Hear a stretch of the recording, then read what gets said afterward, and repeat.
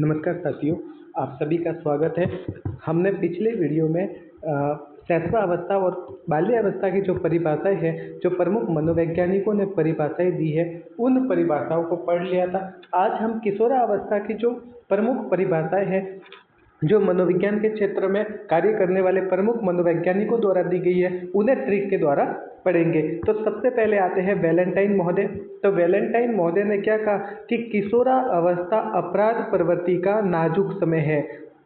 Valentine महोदय ने क्या कहा कि किशोरावस्था जो है वो अपराध प्रवृत्ति का नाजुक समय।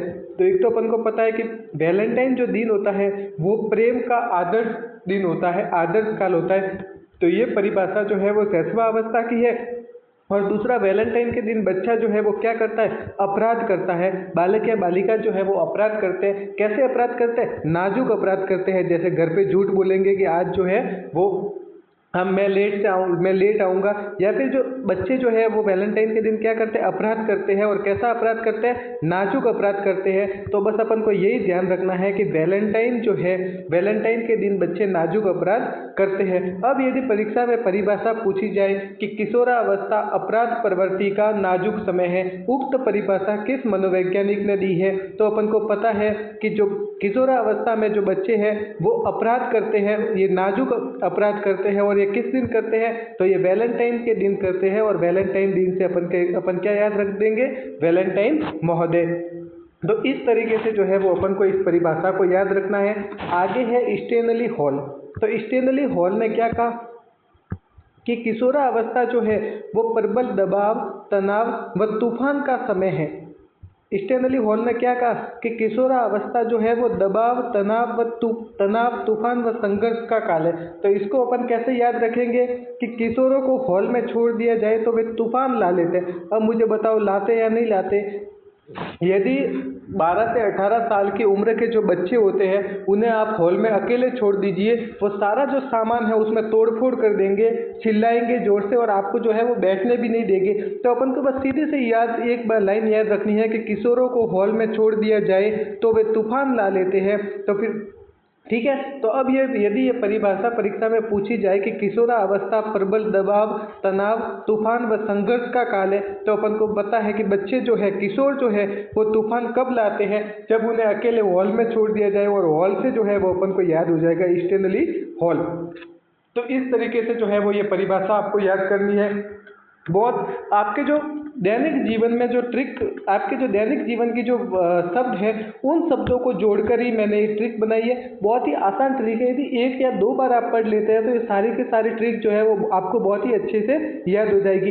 अब अगली परिभाषा है कौल सैनिक। कौल सैनिक ने क्या कहा कि किशोर जो है वो प्रौढ़ों को अपने मार्ग में बाधा मानते हैं। यानी कि जो किशोर है, 12 से 18 वर्ष तक के जो बच्चे हैं, वो जो प्रौढ़ है, यानी जो एज में लोग हैं, जो बूढ़े लोग हैं, उनको अपने मार्ग में बाधा मानते हैं। तो इसको अपन को कैसे याद रखना है कि प्रौढ़ लोग सैनिकों को कॉल करने नहीं देते। आर्मी में जो बुजुर्ग सैनिक होते हैं, वो जो नए सैनिक जाते हैं उनको ज़्यादा कॉल करने नहीं देते, क्योंकि वो पहले फ़ोन नहीं होता था। तो पहले के जो सैनिक है वो उनको क्या कहता है कि भाई कम से कम जो है वो कॉल करना है। तो अपन को बस यही ध्यान रखना कि प्रौढ़ लोग सैनिकों को कॉल करने नहीं देते हैं।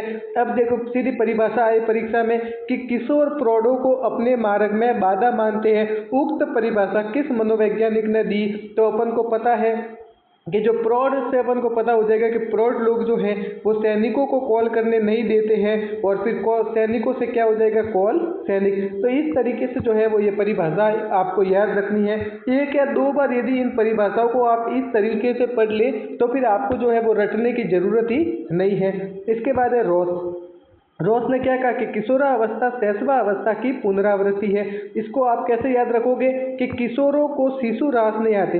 अब जो 12 से 18 वर्ष तक के बच्चे हैं उनको यदि कह दिया जाए कि भाई तुझे 2 या 3 साल के बच्चे का ध्यान रखना है, तो वो बच्चा बिल्कुल भी उसका ध्यान नहीं रखेगा। उसको तो जो है वो अभी खेलना है, कूदना है। ये जो 12 से 18 साल के बच्चे, इनको बाहर घूमना है, खेलना है, इनको बस यही काम जो है वो पसंद आते हैं। तो इनको क्या पसंद नहीं आते? किशोरों को शिशु रास नहीं आते हैं, जो बार बार रोते हैं, उनका बार बार ध्यान रखना पड़ता है। तो बस एक ही लाइन अपन को याद रखनी है कि किशोरों को शिशु रास नहीं आते। अब यदि परीक्षा में पूछा जाए कि किशोरा अवस्था शैशवा अवस्था की पुनरावृत्ति है, अपन को यही तो याद रखना है, किशोरों को शिशु जो है वो रास नहीं आते, और रास से क्या हो जाएगा? रोस। तो इस तरीके से जो है वो ये परिभाषा आप याद रख सकते हैं। आगे परिभाषा है किलपैट्रिक। किलपैट्रिक ने क्या कहा कि किशोरावस्था जो है वो जीवन का सबसे कठिन काल है।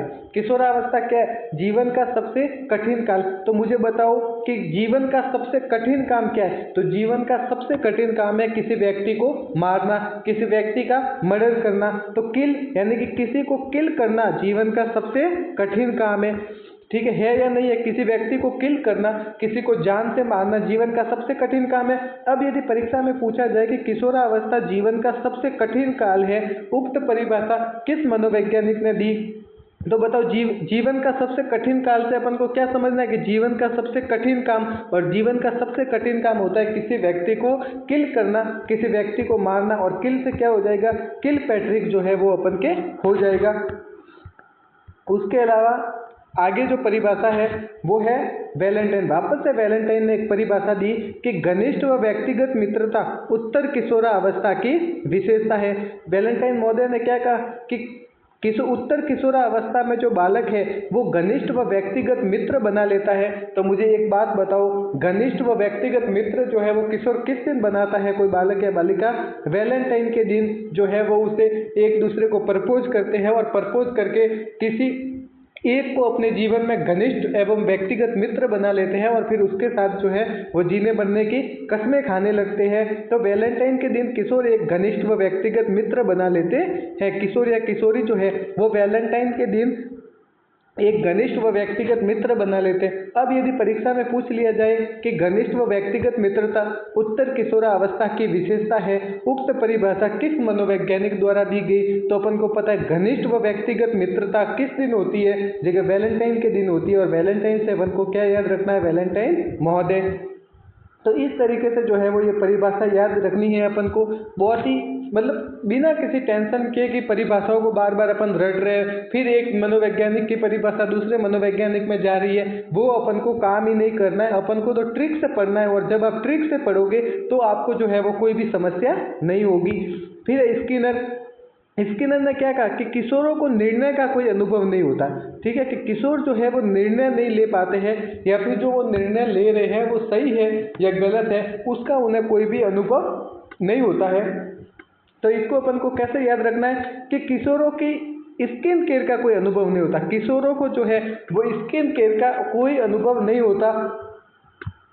जो 12 से 18 साल की उम्र का बालक या बालिका है, आप उसको देखना, वो स्किन की बिल्कुल भी फिक्र नहीं करते। वो धूप में ही खेलेंगे, वो दोस्तों के साथ भी चले जाएंगे, वो कोई भी उनके घर में पाउडर होगा तो उसको ही लगा लेंगे, कोई भी क्रीम होगी तो उसको लगा लेंगे।